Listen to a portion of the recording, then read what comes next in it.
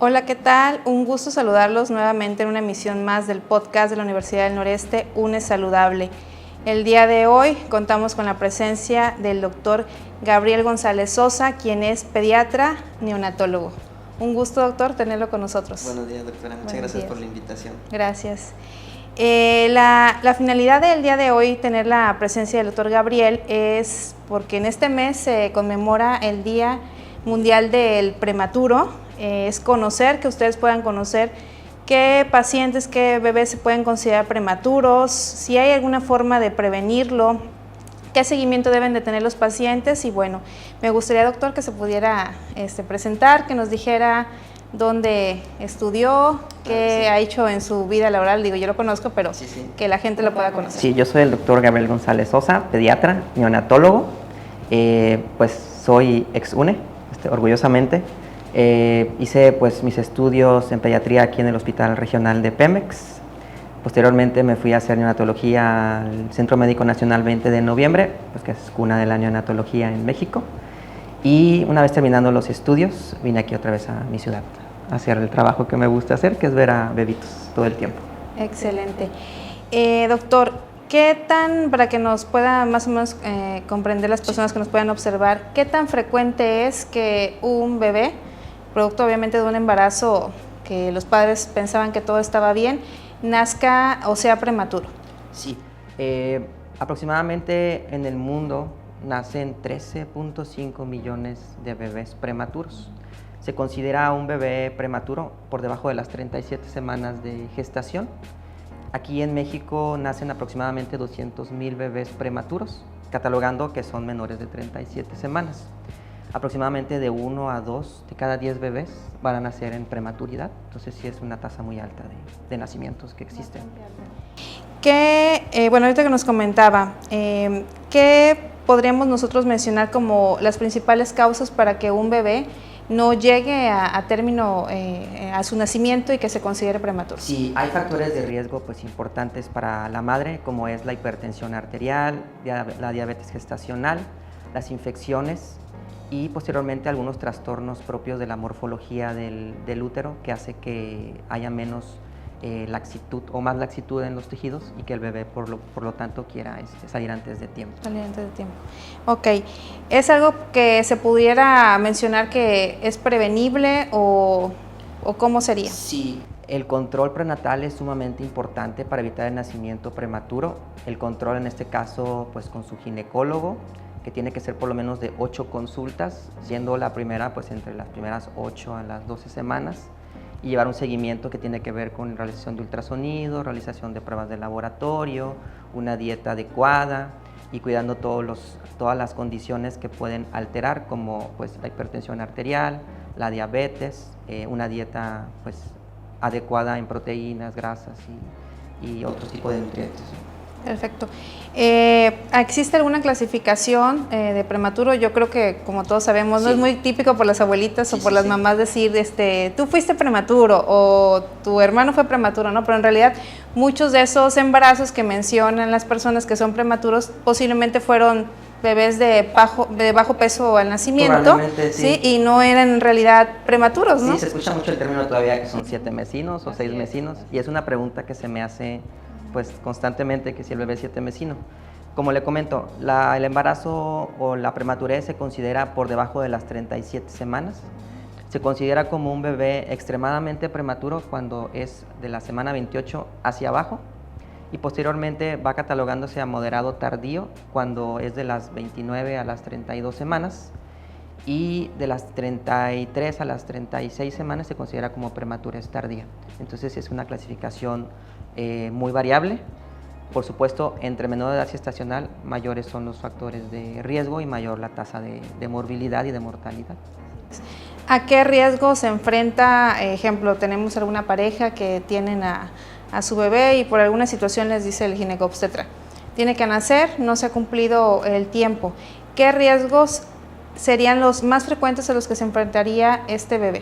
Sí, el primero va a ser un problema de tipo respiratorio por la inmadurez pulmonar. Si estamos hablando de que es un bebé de 28 semanas, 26 semanas, 25 semanas, siempre va a ser el problema principal el factor pulmonar. Posteriormente, pues viene el problema de la regulación de la temperatura. Los bebés regularmente tienen un peso muy bajo, son menores a veces de 1 kilo, a veces menores de 1,5 kilos. Y posteriormente, una vez que ingresan al área de cuidados intensivos neonatales, hablando de prematuros extremos, pues ya tienen riesgo de presentar alteraciones a nivel renal, alteraciones a nivel del hígado, alteraciones a nivel del riñón, alteraciones a nivel del corazón, de su cerebro. Entonces sí es un abanico muy grande de factores de riesgo que hacen que el nacimiento de un bebé prematuro sea una situación pues delicada. Así es. Y aparte costoso. Sí, es muy costoso. Regularmente este tipo de bebés pues nacen en un entorno de hospital público, y el hospital público regularmente se cuenta pues con todo lo necesario para que esos bebés puedan llegar a bien. Lógicamente, en las tasas de países pues con un ingreso alto, la tasa de supervivencia es mucho mejor, y en países que se consideran en desarrollo o países del tercer mundo, con las clasificaciones que existen, pues sí, la tasa de mortalidad es muy alta. ¿Qué seguimiento requeriría el bebé ya pasando la etapa neonatal en el caso de haber sido un bebé prematuro? Sí, una vez que el bebé nace, se tiene que dar un seguimiento pues a nivel de su cerebro. Se le hace una valoración con un ultrasonido en su cabecita para vigilar que no haya datos de sangrado. Posteriormente se hace un seguimiento también por el servicio de cardiología para revisar que no haya una alteración a nivel del corazón. También se hacen revisiones a nivel renal para ver que no haya alteraciones de ese tipo. Se hace un seguimiento pues por oftalmología pediátrica, porque los bebés prematuros tienen la capacidad de tener un daño en la retina debido a las concentraciones de oxígeno. Pero recordemos que el oxígeno es básico para la supervivencia de una persona, pero tiene como efecto secundario que pueda ir alterando la retina. Entonces se necesita un control estricto por el servicio de oftalmología pediátrica para ver que la cantidad que nosotros administramos de oxígeno sea la adecuada y que no cause alteraciones, y en caso de que las cause, tenga pues un tratamiento adecuado para que no se pierda la vista, que sería la complicación principal de la retinopatía. Una vez que el paciente se egresa, pues necesita también un seguimiento por todos los servicios, en este caso pues por oftalmología, por cardiología, por neurología, por otro servicio que se llama medicina física y rehabilitación, que va a ser por la parte más central para el seguimiento que viene, porque los bebés que nacen antes de tiempo tienen un déficit en todos los niveles y por tanto necesitan una estimulación constante para que estén a la par de sus otros compañeritos de nacimiento, ¿no? Nosotros hacemos una distinción cuando un bebé nace y llamamos edad gestacional corregida, que significa que si un bebé nació a las 28 semanas, al siguiente día va a cumplir 28.1, y después va a cumplir 28.6 y después pasa a las 29 y así consecuentemente. Y el seguimiento del paciente prematuro se da hasta los 3 años de vida, y es ahí donde, sea bebé prematuro o no haya sido bebé prematuro, debe tener las mismas capacidades que su otro compañero, ¿no? Ok. Obviamente igual la pregunta siguiente es lo típico que escuchan las mujeres embarazadas cuando van a consulta con su ginecobstetra, que siempre les dice, ¿no? Vigilar los datos de alarma en el embarazo, ¿no? Zumbido de oídos, visión borrosa, alguna pérdida transvaginal. Pero en el caso de usted como pediatra, como neonatólogo, ¿cuáles serían los datos que podría decirle a las mujeres que vigilen? Ok, pues el primero son los movimientos fetales. Una mamá está muy acostumbrada a sentir los movimientos de su bebé, y en un momento determinado empieza a notar un menor movimiento. Otra parte sería pues infecciones repetitivas. Eso nos tiene que hacer poner atención mucho en que se necesita un tratamiento. Un flujo de color amarillo, un flujo de color verde, pues no son flujos normales. Incluso un flujo blanquecino, pero constantemente, pues no se debería considerar como algo normal. Más aparte, el seguimiento que se lleva con el obstetra para poder hacerle estudios en momentos determinados para poder descartar enfermedades como la diabetes, como la hipertensión, y darle el tratamiento adecuado si es que lo necesita. En cuanto a los problemas de desarrollo en estos bebés, nos comentaba hace rato hasta cuándo sería el seguimiento y que deberían de ser más o menos similar al desarrollo, ¿no? Entre el bebé, entre un niño de 3 años con algún compañero, algún hermano. ¿Qué problemas del desarrollo, en el caso de que se presentaran, son los más, que se quedan permanentes, son los más frecuentes que puede tener? Si hablamos nosotros de la prematurez extrema, que es aquella de las 28 semanas o menos, es un problema sobre todo de tipo pulmonar, porque son pacientes que llevan una intubación pues a veces de 1 mes, de 2 meses, hacen un tipo de enfisema pulmonar, que no se llama así, pero se podrá considerar para las personas que nos están observando, es un daño pulmonar. Posteriormente, pues un seguimiento por la alteración que puede tener en la retina. Recordemos que son pacientes muy pequeñitos que pueden tener una estancia a veces de 60, 90, 120 días. Entonces, viene ese factor de oxigenación, por lo mismo problema pulmonar, para que puedan estar oxigenando de una manera adecuada, se puede afectar la retina. Posteriormente, como son bebés muy graves, pueden tener alteraciones a nivel intestinal, entonces tienen problemas para poder conseguir que una leche sea pues apta para ellos. Incluso la leche materna, a veces hay un poco de situación, pero es por una parte funcional del intestino, no porque la leche materna le caiga mal. Y posteriormente lo que le comentaba de la parte de la rehabilitación, o sea, la parte neurológica es sumamente central. No se trata solamente de que un bebé sobreviva, que es lo que se hacía hace pues 20, 30 años, sino que un bebé sobreviva en las mejores condiciones. Ese bebé tiene que estar pues integrado a la sociedad, debe tener un desarrollo neurológico normal y un desarrollo intelectual normal. Entonces sí tomamos mucho en consideración todo el seguimiento, no es solamente el neonatólogo en este caso, sino todo un grupo muy grande que se hace cargo de este paciente en todo momento. Así es. ¿Algún caso, yo sé que son muchos casos de éxito, pero algún caso que le gustaría compartir con las personas que nos están observando, que dijera lo clásico, ¿no? Que es el de los pacientes que he recibido de menor peso en prematuro extremo, salió adelante, ahorita sí, tiene tal edad y lo sigo viendo, ¿no? Sí, hay una pacientita muy pequeña, ella fue de 34 semanas, pues también fue un nacimiento inesperado, fue una cesárea de urgencia. El nacimiento pues es lo mismo de todos los pacientes prematuros, o sea, es un nacimiento sin esperar y de un paciente que nace pues en malas condiciones. Se le da reanimación, se le ayuda con una bombita para oxigenar bien sus pulmones.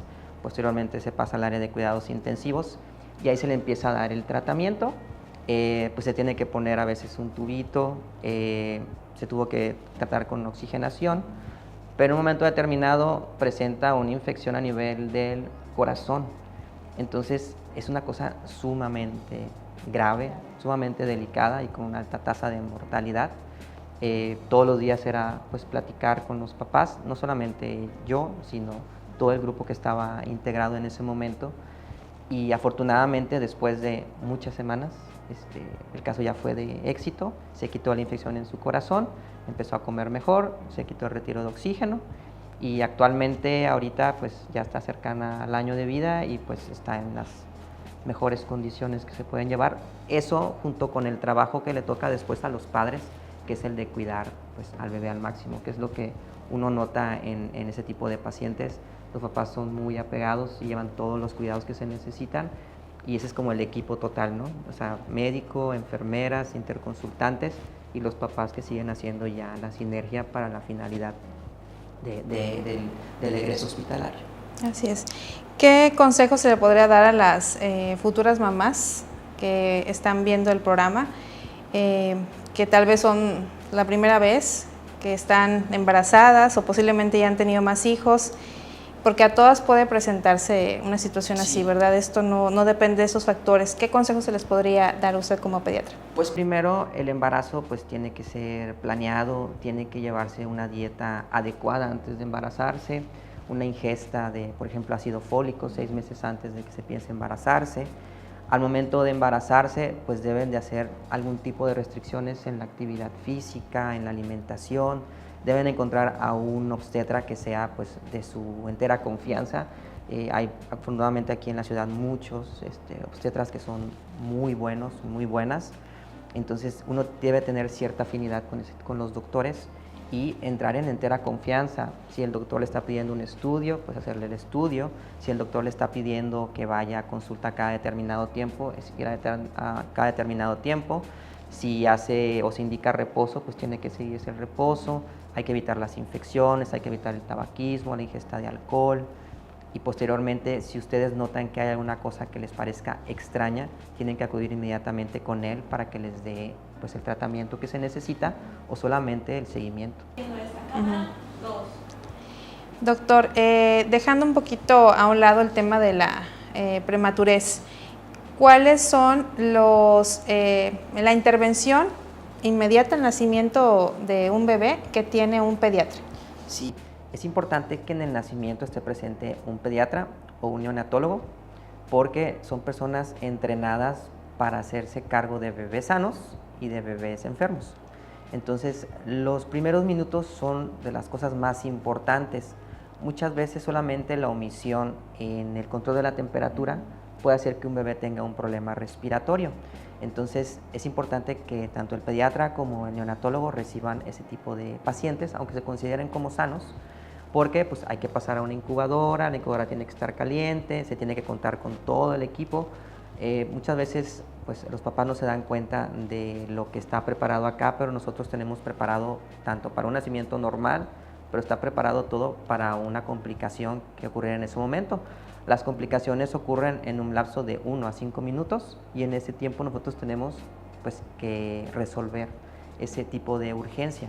Entonces, cuando hay una persona capacitada para hacerlo, en pocos segundos puede notar la diferencia en que el bebé que nace y que uno espera que esté llorando, que esté vigoroso, de repente lo ven y está todo flácido, está todo sin tono y no llora, y de repente en 10 segundos otra vez vuelve a llorar. Entonces sí es muy importante, lo repito, de que las personas pues, especializadas en ese ramo tengan la oportunidad de darle la atención a los bebés recién nacidos. Así es.